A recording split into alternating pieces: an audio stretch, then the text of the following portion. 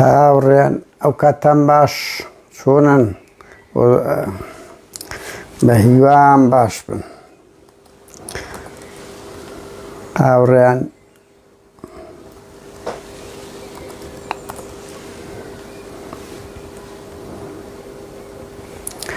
چۆنن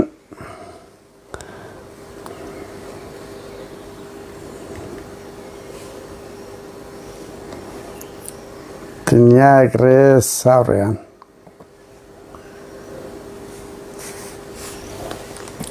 بەس دووسێ دەقە ڕادەوستنێ سەندە قسە و باس لەسەر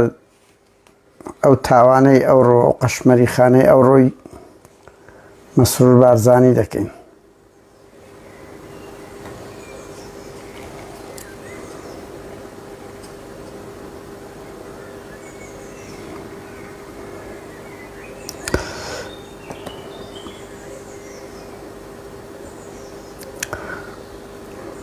هاوڕێیان ببورن ئەمن دەبی لە پەیج شتەکانی خۆمدا بنێم لە باندەیە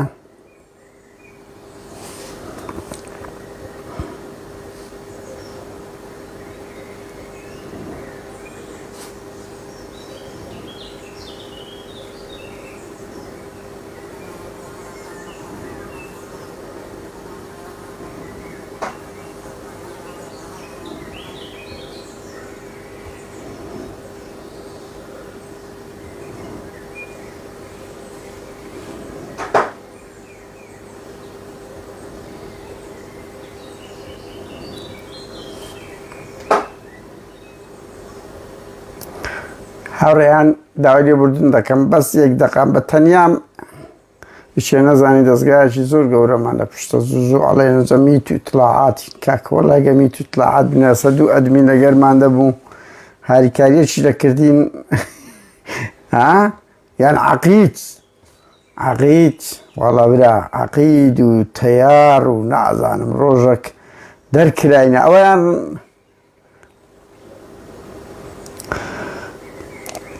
کە بیداتە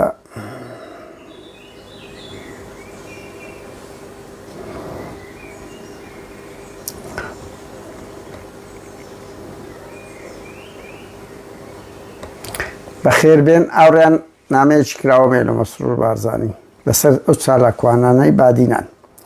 لەسەر ئەو چالاکوانانەی بادینان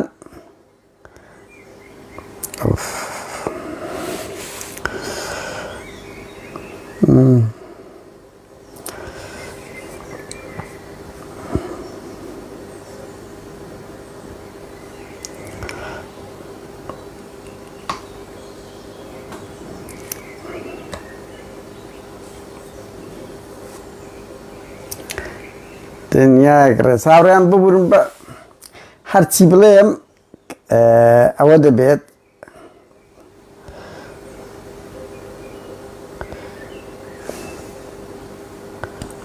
وەختی شەعبانێ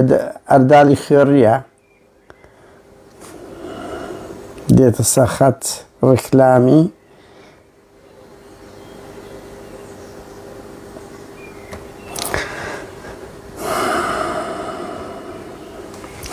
هاوڕێیان بەخێر بێن ئێستا توپانێ شێز ئەوەشکەیە دەبی بۆی ئەوانەی تۆپانێ دەکەن کاتیان ئەوە نەبیت ئەوەی بکەین زوو قسە بکەین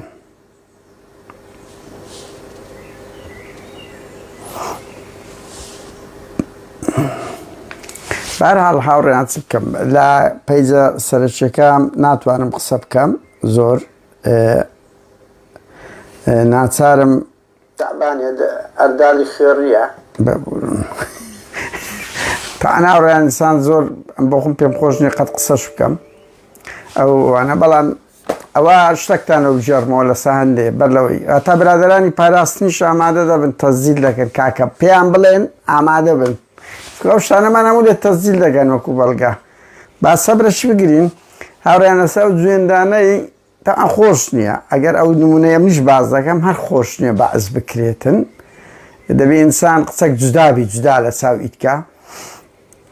کاکفەتە ئەزاخۆی ئەوە لە سووریا بووین ساڵێک پێکەوە ئیتر لێش فەرتەنەمان زۆر بووە لە ئاوڕێیان ئەندەکم باس کردیە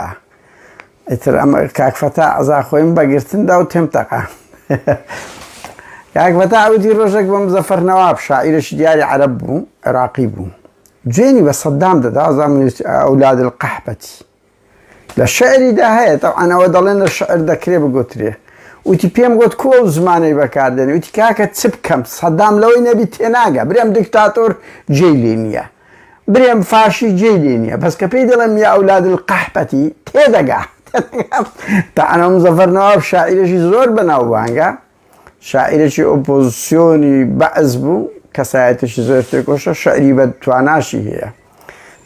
نازانم ئەندە جارەیە بەڕاستی ئێستا مەسەن کاکمەکی ئامێدی ئەو شۆ لایڤێک دەکا و ئەندە وێنەی ئەو بنەماڵانە بڵاو دەکاتەوە خەڵکێک پێی کفرە بەڵام وەڵی کاکە هیچ کفر نییە ئەمە ئەوە مالیاتیە یعنی لەگەڵ ستایلەکە بەڕاستی بەڵام بۆ مالیاتیە ینی لە جیاتی دەسەڵات بووینە ئەوە خەڵک لەو ئەوروپایە مێرکێل ستیان و دەرپێی بڵاو دەکرێتەوە ژنی هەموو مەسوولەکان بەس کەس ناوی باسی خێزانی ماڵی بارزانی بکە خەڵکە ئۆپۆزیسیۆنەکە خەڵکە ڕێکخورە بابە ئەوە لە چێ بووە ئەوە یەکێک لەو لاوازیانەی ماڵی بارزانیە کە ئەگەر تو سەرۆکایەتی حکوومەت و هەرێم و نازانم پلەی ئیداری دەوێ هەموو شتێک شەفاف دەبیبی هەموو شتێک ژیانی خۆت ماڵ و منداڵت هیچی نۆرماڵ نییە هەموو کەسی پۆپولاری وایە وەرزشوان هونەرمەند نابینی مێر دەکەنەوە دەبتە خەبەر تەلاقە درێن دەبتە خەبەر ژن دەینی دەبتە خەبەر هیرۆین بەکاردەین دەبتە خەبەر سەفەر دەکەن دەبتە خەبەر یعنی ئەوە بەس لە کوردستانە شتە قۆڕانە هەیە لە چێش ینی خەڵکی مەنا مەوزوع کاچی من هەموو شتێک ژیان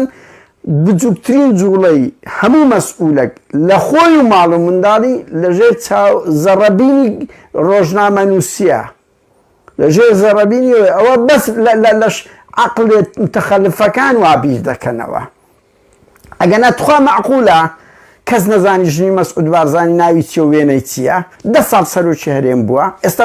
مەسعود بارزانی کفرەکە لە چێدا ینی ئەو دنیا خرابوونە بەهەرحاڵ هاوڕێیان ئێمە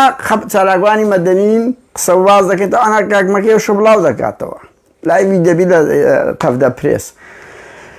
بەزە من مەسەن بەخۆ مەکو ستایل زیاتر حەزم لە خەباتی جەماوەری مەدەنی کۆر و سیمینار کۆڵ نەدان تێکۆشان بەرخودان بڕوا بکە مەسعود بارزانی ئەو پەیامەت هەبوو ئەو ڕۆکەکە خەڵک دەترسێنی وەڵای ئەم فشەم پێت دی بەجددی مەفشەم پێدێ و ئەگەر مەردیشن لەو ئەوروپای وەرن لەمە بتن وەرن چتان لە دەست دێ بەس وەرن لەگەڵ ئێمە بکەن چیتان لە دەست دێ مەسعود بارزانی چیتان لە دەست دێ بە هیوان برادرانی پاراستن تەزیلەکەیان ئامادەکردبی ڕیکۆرد بکەن ڕیکۆرد هاوڕێیان بڕوا بکە ڤیدیۆیەکەم بزر بۆ مەگەر بەس لای پاراستن مابیت کاتان لێ دەکەم لۆم بنێرنەوە بزرم کردی لەسەر تیرۆری شەید سەردەشتە بەغەڵەت لە دەستم ڕۆیە داوا لە هەواڵانی پاراستن دەستگای ئاسایش کۆپیەکەم لە بۆ بنێرنەوە هاوڕێیان بەلێ بچمە سەر ئەوەی ئەم پەیامەکەم هەیە بۆ مەسعود بارزانی لۆ عسمەت ئەرگوشی ترسنۆک جەلات ئیلاهی چ تاوانبارەکە و عسمەت ئەرگوشیە ئەزە ئیلاهی چەند ترسنۆکیە وەلەوە سەرۆکی دادگای هەرێم قسەمان دەبی بەڵام ئاڕێیان ئەزانین چی ئەوڕۆ چاوەڕوان کرا بۆ خۆشان زانم 24 مانگەم ڕامگەیان وتم بڕیارێکی وا دەرەچی مزەڕەت ناوی ئەڵمانیا و ئەمریکا لێ دەردەکەن ئیتر وەچ خۆی جێبەجێ دەکا مەسعود ڕای گەیاندە وتی وەچی بابی ئەو کورسیام لەسەر دانابی ئەوانە بەرنادەم داروبەردش پێی گوت لا بەوچی باوچی کاکە ئەو ڕفراندۆمەی مەکە گوتی دەیکەم ئەوەندە ئیساب لۆ کەس ناکەم ئێستا مەسعود بارزانیش ئەوەندە ئیسابی لە بۆ یەک کەس نەکرد ئەوەی زەوقی لێبی دەیکە ئیتر ئەمریکا و ئەڵمانیا ئەوانە دەگەڕێتەوە سەر خۆیان بەس ئیتر ئەم بۆ خۆم فشەم پێیاندێ ئەگەر کاردانەوەش توندیان نەبی لەمە دووە ئەمریکا و ئەڵمانیا وەکو دوو دەوڵەتی زلهێز ناوچەکە هاوڕێیان جیان لێیە ها بۆ زانیاریتان دەیان کەسیان هەیە ئەو شتانە دەستان خۆش بی وەڵڵی سەفار قونسڵی ئەمریکی یعنی بەجددیمە ئەمن لە جێ خۆم تەریق دەبمەوە کە دەچمە سەر فەیسبووکەکەی پەیجەکەی ئێوە ئیلاهی ئەو خەڵکە چستان پێ دەکا یعنی ئەنگۆ نوێنە قونسڵیەکتان هەیە لەوێن دەر حیمایی کورد دەکەن بەڵام بەو سیاسەتی کە بەرامبەر پارتی بەیڕەوی دەکەن ببینن لە 1000 کۆمنتی 10 کۆمنت دەستخۆشتان لێ ناکە یعنی بەجددیمە یعنی شەرم لە خۆتان ناکەن ئالوگۆ ڕێگرە و سیاستە ناکەن باشان گۆ قونسڵێکی گەورە و گرانتان دانایە خەڵک تف و نەعلەتتان لێ دەکە وەڵڵاهی لە پارتی زیاتر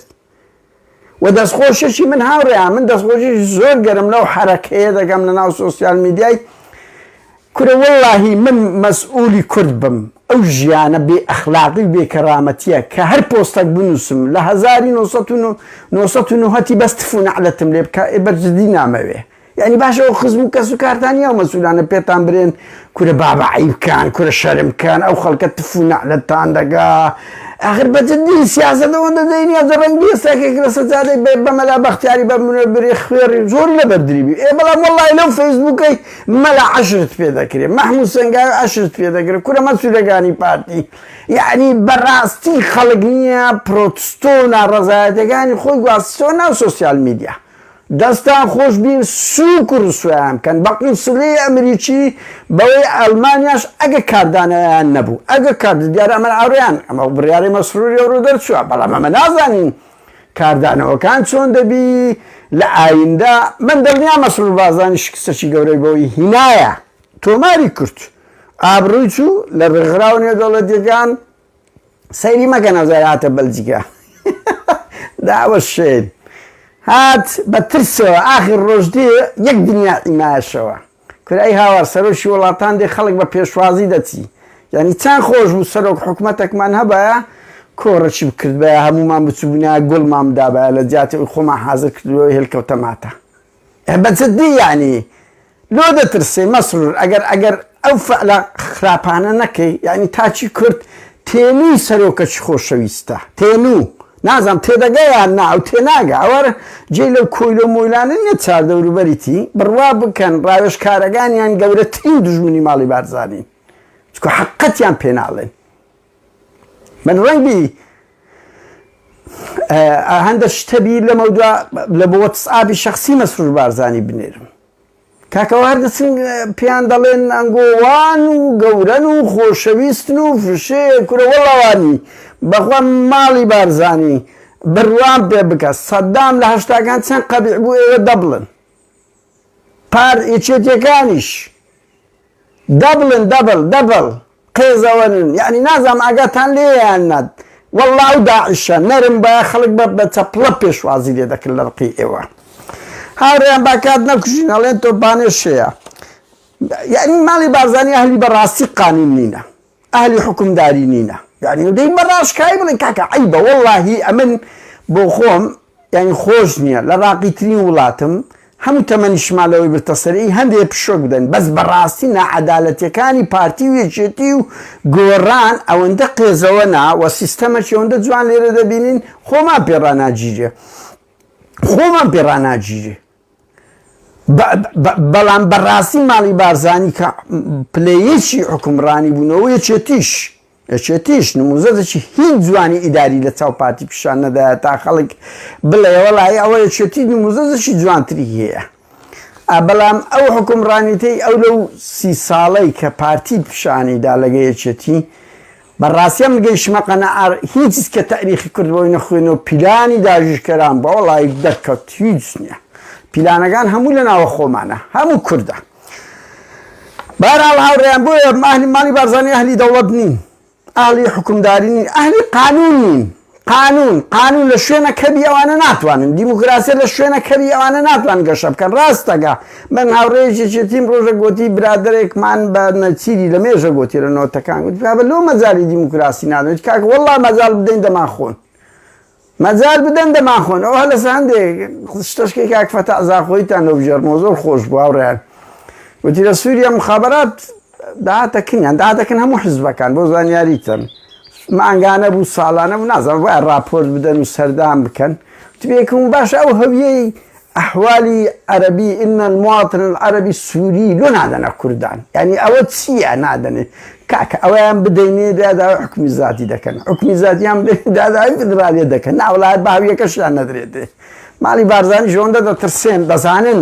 ترسنۆکن لە یاسا لە دیموکراسیەت بۆیە بەس دەگرین دەکوژن ئەزانین کۆتاییان نزیک دەبێتەوە لەگە دیموکراسیەت هاوڕێیان من نامەوێت هەندە عەدەسی گەورەی تاریخی هەیە دوای دێمە سەر ئەو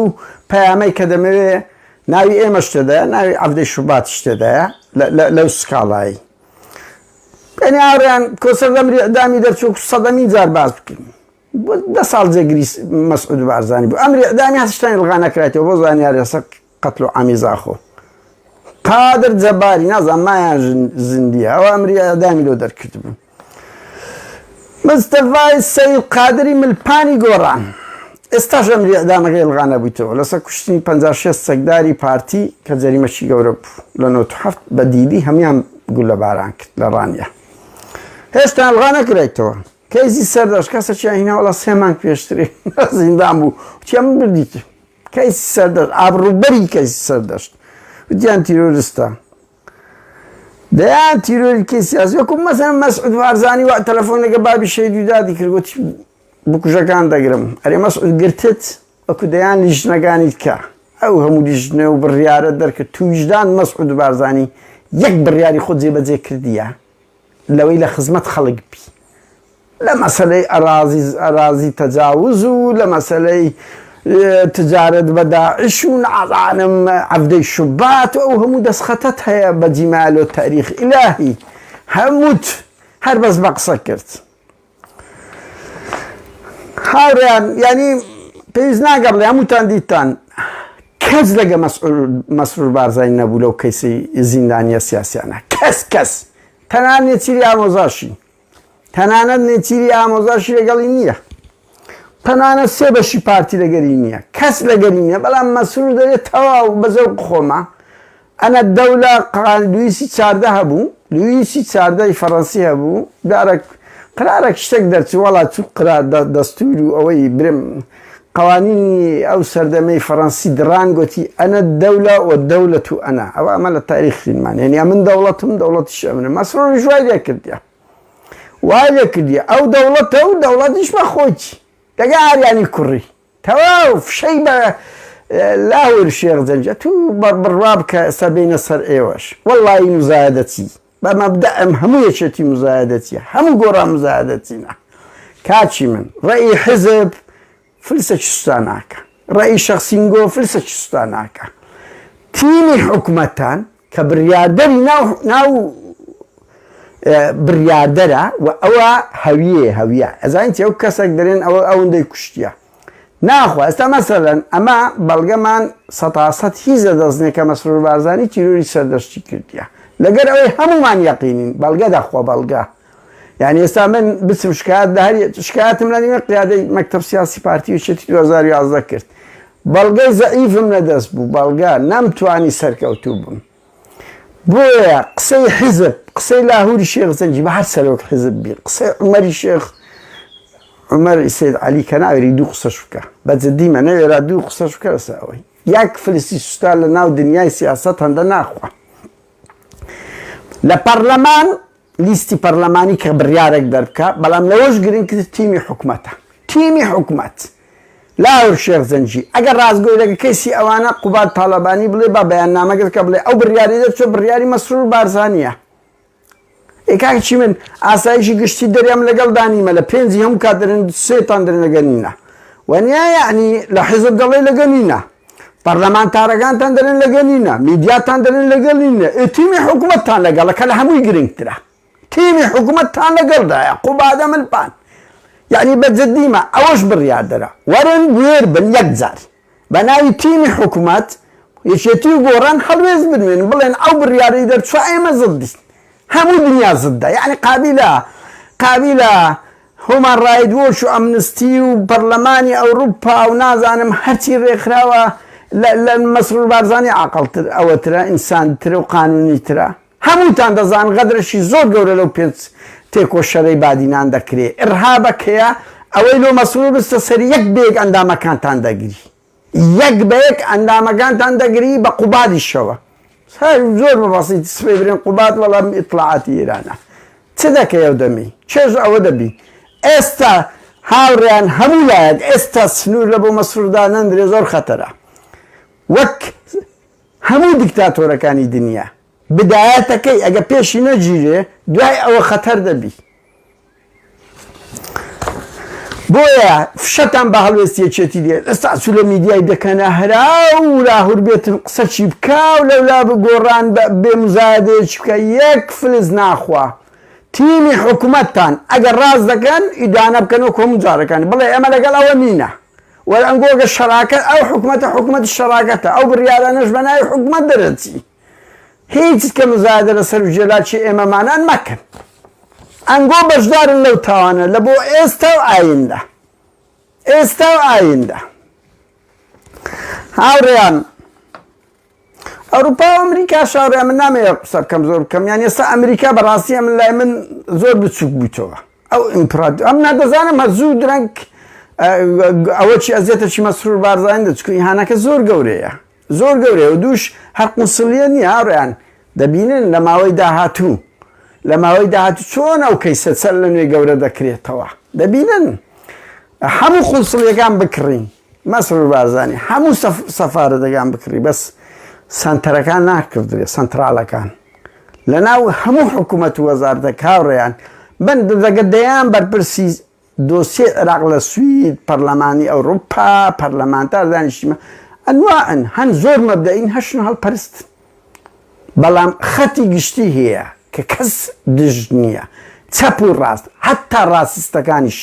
لە ئەوروپا دیفاع لە ئینسانیەت و مافی مرۆڤ دەکەن دیفاع لە مافی مرۆڤ دەکەن لە حڕیەتی ڕێئی دەکەن هیچ هێزەک نییە لە ئەوروپا و ئەمریکا زدی ئەوە بێ بەڵام مەساڵە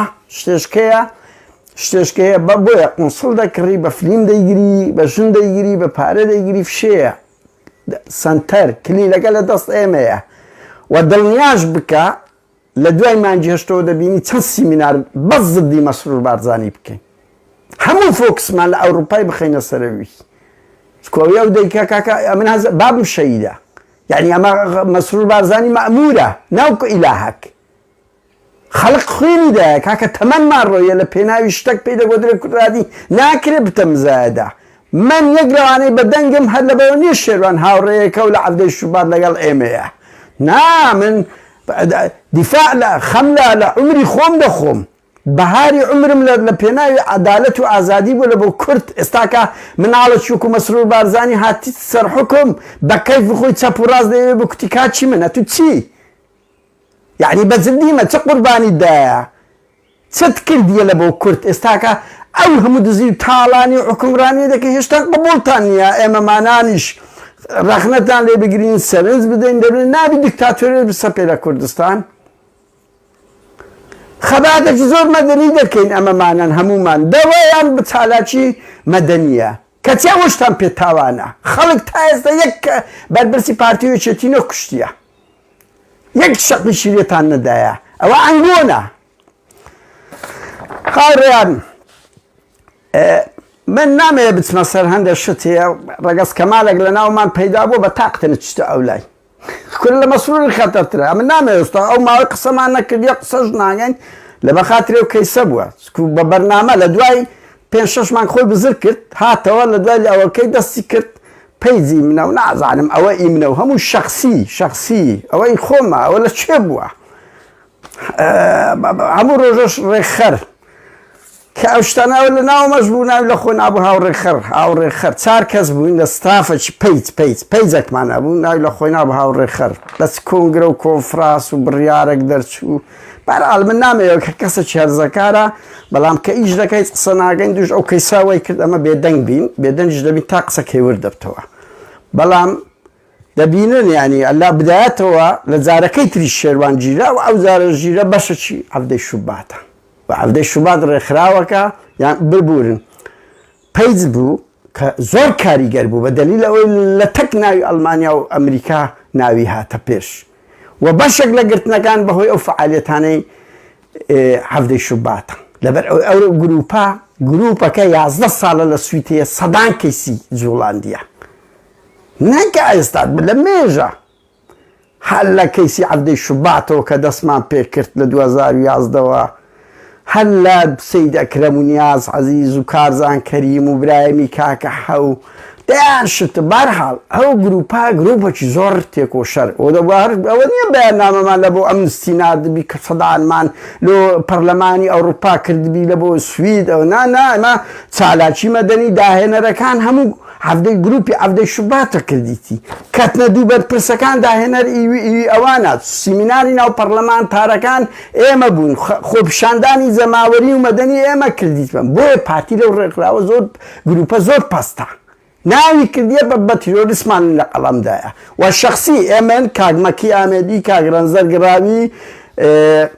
کاگەیهان سەعید کەسشکەش هەرچی هەیە کیفا هەرچی کاک بەرەڤان عومەر سێوەخان دە 15-20 کەس ناومان تێدا هەیە هاوڕێیان لێرە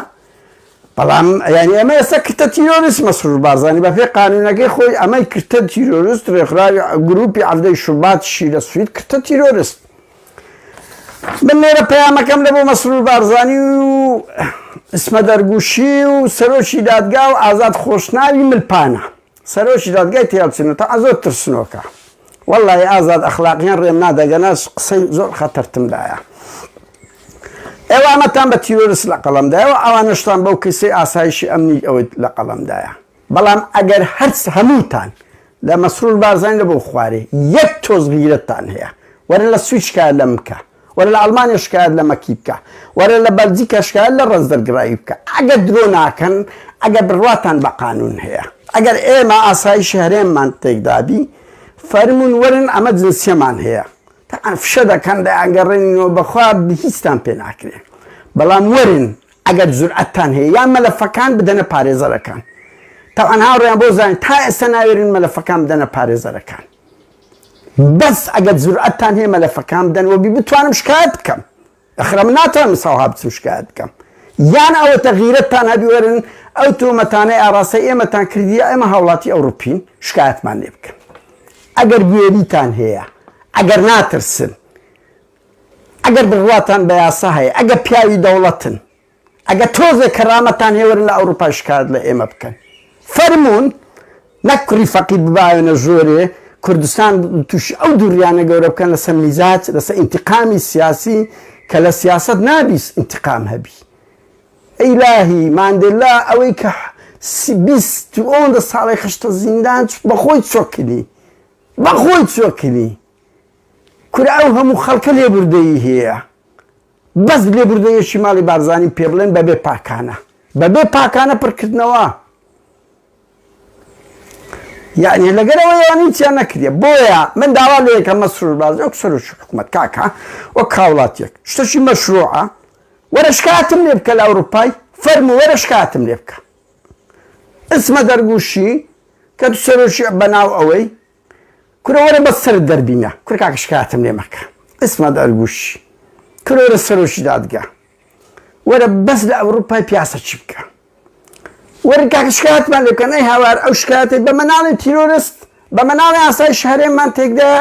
فەرموو وەرن وەڵڵاهی پارەی مەحامیەکانتان بدەین باشە وەرن بەس ئەگە درۆ ناکەن ئەگەر ئەنگۆ پیاوی دەوڵەت و یاسان وەرن هەزار بارە ئەمن ئەخلاقیان ڕێم نادە قسە بکەم ئەندێشتێ بەس وەرن کاکە وەرن وەعدبی لە مەتاری بە خۆمان لە بۆ بەردەم دادگاتان دەبین وەعدبی دوتەرجمتان لە بۆ بگرین شکایەتمان لێ بکەن بەس مەترسن وەرن دۆسیەکان بگۆزنەوە ئەوروپای بزان چ مەلەفەک دێتە گۆڕە وە چێ تیرۆریستە وە چێ ئاسایشی هەرێم دەرکا وە چێ سیخوڕی وڵاتانە وەرن ئەگە بەس جورئەتتان هەیە ئەخە باشەوەی زیاترم تستان لێ بکەین یعنی ئەمە لەسەر دێمەوە کوردستان بەس قانون نییە کاکە وەڵڵا قانون نییە قەشمەری خانەیە وەڵڵاهی بەبیللاهی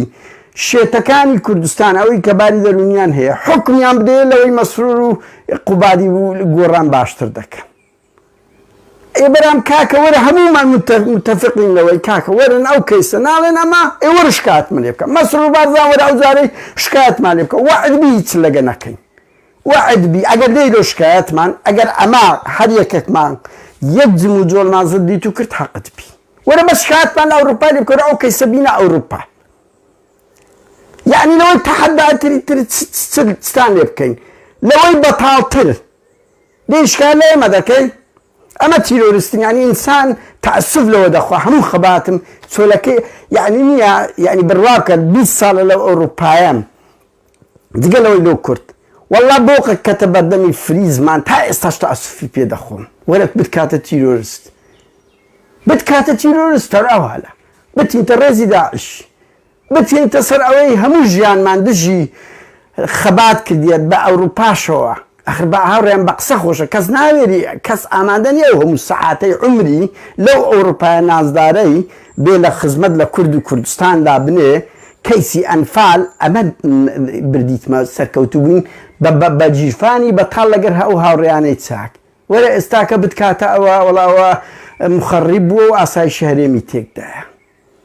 والله مسرور بارزاني لتخوش نابين أكتو أوتوماتانا ما توشتكي بس ديما قتش وتلمجا من دم خالد قبل ما وريان بالرواب كان أي بيكز الأوروباي دكري بهمو بكو يشتي وأوبوزيوني ناكري يعني ك جنسيته هي أو الأوروباي كومالا جياسا هي جرأتك هي والرجع قانوني سورة تا أصلي دانو أو بيمان دكري بقاطع أو درزي أزيت ما زور بدري يعني خو ما لسه شيء خلق اعدام ذكر بقى ما دصال جوري بي اگر ازيتي زور ما مدن اما تا استخباراتي مدنيه كاين بس قبول مني بامكانه تيرورست قبول مني لا يعني يوم قبول مني بناي حكومتي هريم ملفك تعصب حكومتي مسرور بالرخي وملف السمنه ذي بين صفات كم خم وبكم بويا 2000 بارا فرمو كاك مسرور كاك اسمدنا ارجوشي فرمو سروش دادگاه ملف کن نارن با انترپول دتان نرینو دتان گرین فرمو ورن غیرت کن دادگاه کانی اروپا شکایت مالیف کن لسنا و کیسی ورن بلین آنا تیرورست تقدری آسایشی اون بس والله ناویرن دبرای دزانن چه دجیریو و چه تستاوانک دکومنت دکره لدادگاه کانی اروپا هاوری من هر اوشتم هبو تاوانك برامبر ايما دكري او تاوانك برامبر او بين زندانيا كرا كوانا بونا سيمبول اوريان جان وايا راستا اوانا لزندان بلام حركي ازاديان زور برتبيش وانا تازه بونا سيمبول چندين كس 20 سال برواب بكا كردش روشالاتي 6 سال لزنداننا بالراية التحقيق ديان كس دا زندان ببيع وهيز لكل نوشان لقال كرابيان او تكره وليدك كيك فقيري هذا صالة سند او حكمك اشتوابو دا صالش بيشتري 5 سالش كرت لانو تنوجي لا برحال لانو تنوجي لا 5 سال حكم بو ايتر بزاني 15 زيادة بريش نادا مسؤولية من الشرق الاوسط سعيد بو مدو عقوتي قادر والله قريب سنزاري قوتي كاكا بشفري بري نادي خطر او تو بري نادي او حكم رانيي شو بري نادي توا كره كامبيني عالميان كرد يعني او تيك كان هبنا امير ورا قوتي والله با اسمه ده گوشیم گوتی کاکا او دو مجرمکی که اتوماتی بس مکر او دو کسایی که اولی کش نازم چه مسئولش پارتیان ده او کشف و اعدامش کردن اما بری لو برمان نداره تی برو لجوره دانیشه لهیچ شبات صد کس من کج شهید بوا با انگوش لجوره بن مادام اسلامینه تو تصوری عقلیت حکمرانی بکه برواب که کشکر زندانه کان گوتی هر به تلفن آسایش گوتی ری او کسک واجی حاکم اسماعیل کبو ای کمان سید قادریش گرت سی سال حکم کلا صدو مقاله گوتی هر به تلفن پیان گوت کسک وای او شتی کردی تیری بکن گوتی حکمی مؤبدی بته هر به تلفن حاکم اسماعیل کلو قشمری خانه هی لهریم هاوریان برواب بکن حشیش یک دنیایا مثلا سنم 500 کیلو جیرا و رجل رودا و گفت 720 کیلو بوا برام بپرسن 192 کیلو لا معوی لمرکز جیرا سمیک زمین سونه دیام برای کردی آسایش برای از مالوسی بدم دیام برای کردی یک ما 4-5 کس من ناو خوان توزیعیان کردی لمرکز ساتونوت دو چیان گرتی اور باسای شانه گوت همانی نراده گندری نیوان نیود دخوان دبن یعنی که گوتیان 100 کیلو بزن 200 کیلو بوا هاوریان ببورن باکاتان زیادتر نگیرم هر ویستمو بلیم اما آمادین لبو دادگاه چی عدالت بو یو کیسش او بی مادام او کیس ناوی کومالای کسید کیته ده ناوی عبد الشباتی کمان گروپ چی مجازین لسالی 2015 و خاونی صدان دیداری پارلمانی اروپا و 2012 شتی اروپا چندین نامه ولام داینو بفرمی تومار کراینا یعنی لدشتی اروپا گروپی عبد الشبات تومار کرایا وکو گروپ چی داگوش که پارلمانی سوید اما لولاتین فرمو ورش که حتما لبکن هاولاتی و مجازین اولاتی ور بله سوید گروپا که لیره که آوریان بوزانیاری تا نای عبد الشبات شانزار لادا نایان لادا ألمانيا وين لادا كديانة تواصلي اجتماعي في سوشيال ميديا لذلك وقت خوي ألمانيا أمريكا وعبد الشبات يعني للسويد تسيب أوزاري ليان لين بداخو مستوى ما لأستينه يكي أمريكا وألمانيا بو بارال هاوريان من هر يستمعوا بياما بقين ما مسرور بارزاني فرمو كاكا أما كساني مدنين بروامان بخباتي جماوري هيج وقت بروامان بكشنو قرتنو رفاندنو تساوتر ساندنية فرمو شرف مسرور بارزاني